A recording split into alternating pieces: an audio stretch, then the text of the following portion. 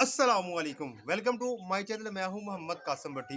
मेरे पीछे मेरा हलाल जू। तो हलाल जू के अंदर आज कौन सी इन्फॉर्मेशन है, चैलेंज शुरू करते हैं।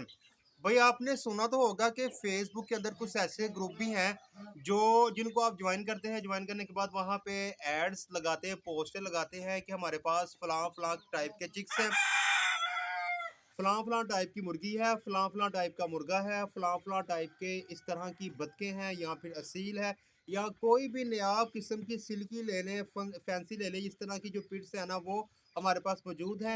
और आप अगर हमसे ख़रीदते हैं, अगर आप हमसे दूर है, मतलब कि दूसरे शहर के अंदर है, तो हम आपको बजरिया कार्गो भिजवा देंगे और कार्गो आपको फ्री में दिया जाएगा। तो हमारा जो रेट है वो बिल्कुल मुनासिब है। तो भाई ऐसे ही मैंने ही फेसबुक पे कई ग्रुपों को ज्वाइन किया। ज्वाइन करने के बाद ना मेरे सामने एक ऐड आती है, जैसे कि मैं आपको दिखा रहा हूँ। ये है हैवी बफ। ये गोल्डन कलर के हैं और इसके अंदर कुछ ब्लैक कलर के हैं और कुछ इसके अंदर वाइट कलर के भी हैं। तो मुझे बहुत पसंद है। उसने कहा कि जो एक चिक्स है ना वो 350 रुपये का है। जब मैंने रब्ता किया ना, फ़ोन करके रब्ता किया, तो उसने कहा कि भाई मेरे पास 200 पीस थे, उसमें से सिर्फ और सिर्फ 12 पीस रह गए हैं। तो हर एक पीस की कीमत है 350। मैं बहुत सस्ते में दे रहा हूँ। रीज़न क्या है कि हमारे पास 12 रह गए, इसलिए मैं निकालने लगा हूँ। अगर आपने 6 खरीदने हैं तो आपको पूरे की पूरी पेमेंट देना होगी। अगर आपने 12 खरीदने हैं तब आपको 6 की पेमेंट देना होगी, और जैसे ही आपको कार्गो मिल जाएगा तो बकिया पैसे आपने बाद में दे देना है। मैंने कहा ये तो बड़ा सस्ता काम है।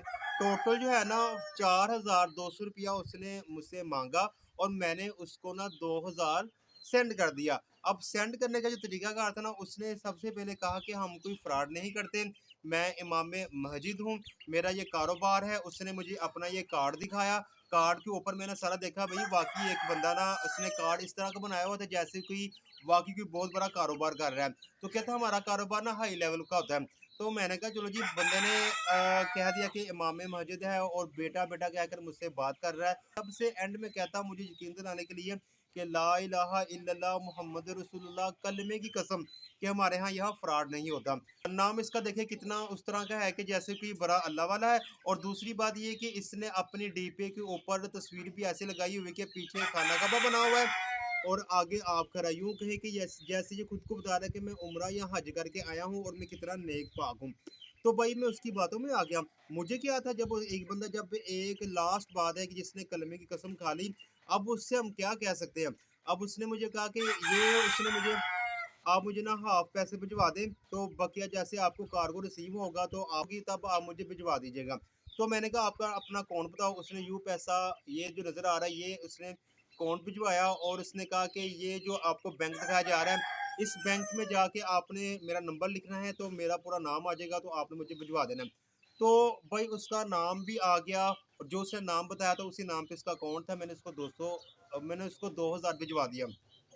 2000 जैसे उसने रिसीव किया, 2000 भिजवाने से पहले उसने मुझे फिर दोबारा कहा कि अभी आधे घंटे में ना बिहारी से ना बस चलने वाली जो लाहौर की तरफ जाने वाली है, तो आपके पास टाइम कम है, आप जल्दी से भिजवा दें। मैंने कहा लो जी, ये तो बड़ी अच्छी बात होगी। तो आधे घंटे में बस चलेगी और 3-4 घंटे में मेरे पास होगा।